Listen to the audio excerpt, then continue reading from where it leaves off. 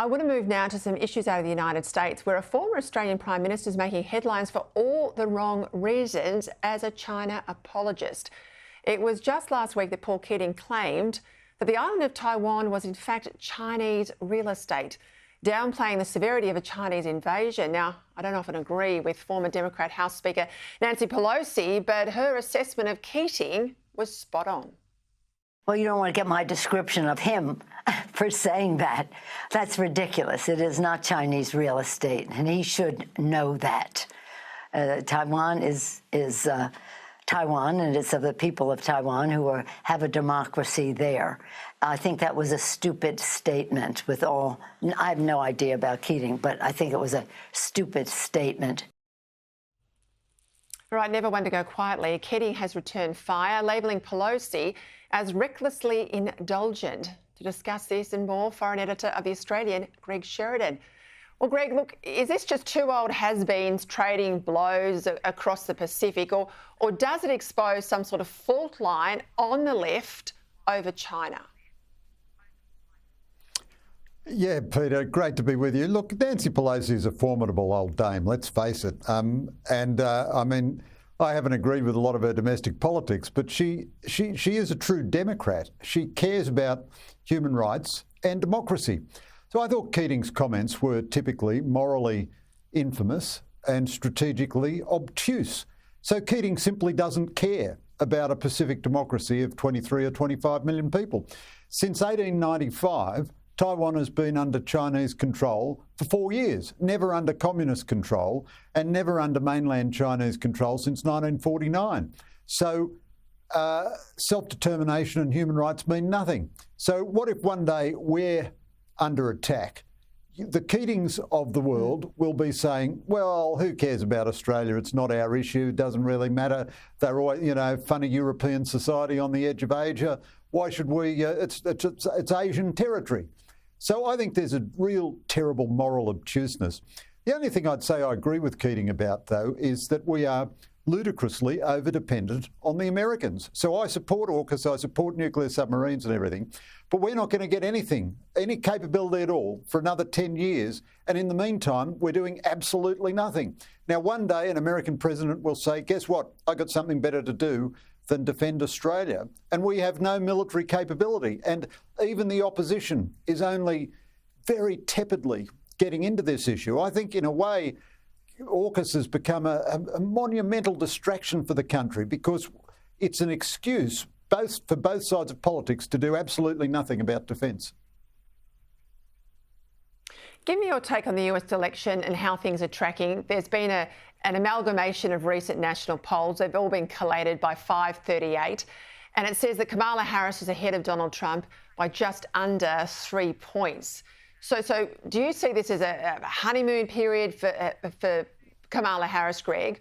Or is this now building evidence that the Trump campaign is in real trouble? No, Peter, I think Trump is in real trouble. I think Kamala Harris has the potential to be a disastrous president, particularly for Australia. She favours cutting the defence budget. She's identified with every destructive left-wing cause in the book. But I can't believe how badly Trump has campaigned since Harris has been announced. So she's got massive advantage of him in funding. There is now an enthusiasm gap in favour of her, whereas he was going to beat Biden decisively. Not only was he leading in the polls, but Republicans were much more enthusiastic than Democrats. Right at the moment, Democrats are more enthusiastic than Republicans. They're giving her a very soft run. She hasn't had to do a single interview since she announced as a candidate. But Trump's campaigning. I thought Vance was a terrible mistake. He's a good man, Vance, a lovely memoir, and I'm glad he's a convert to Catholicism and everything. But he had no money in the bank. He was not a national figure.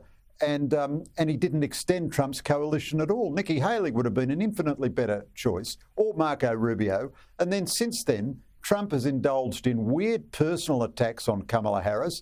And then he's always talking about the past. He's still trying to litigate the election last time, which everyone knows he lost fair and square, instead of concentrating on issues like illegal immigration, inflation, cost of living, government debt and deficit, crime in inner cities. I'm just back from the US, and crime in the inner cities is disastrous right throughout America. So I can't believe how badly Trump has campaigned. Still a long way to go, and he might come back and win, but I think he's in a lot of trouble.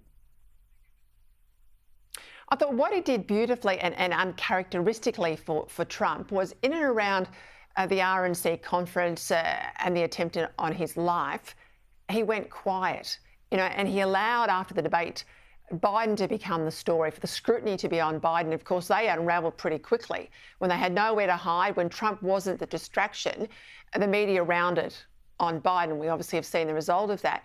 Since then, he's his own worst enemy. I mean, Hillary Clinton lost the election when she ran more than Donald Trump won it. And it feels to me that unless he's careful, unless he attacks her over her terrible record, rather than a personality and a personal traits, this will be something that Donald Trump loses rather than Harris wins. And she's not under any pressure. You make the point about no media interviews. Where's the pressure for her to get out there and make an account for herself?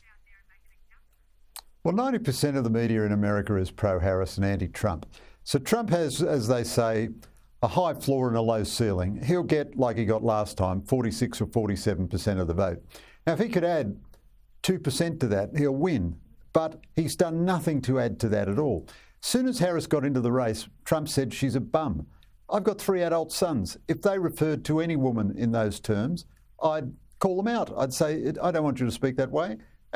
But that's the president. That's the former president. And the voters he needs, the independents, the centrists, and especially suburban women, are repelled by that. Now, they are wanting to vote against Harris. They don't go with her agenda.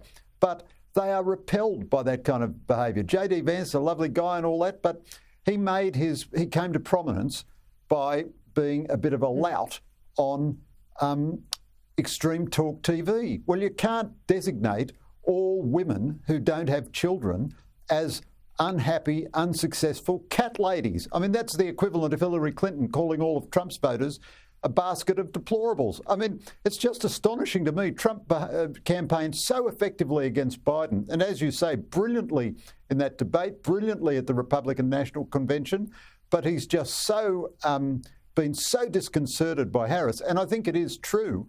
He has trouble campaigning against women because he's naturally a bully. And when a big old white guy is trying to bully a female opponent, it just looks horrible. Greg, thank you for your time. I think he can still get there. I think he's got the middle of the country, but I think it's getting tight and it's close to getting away from him.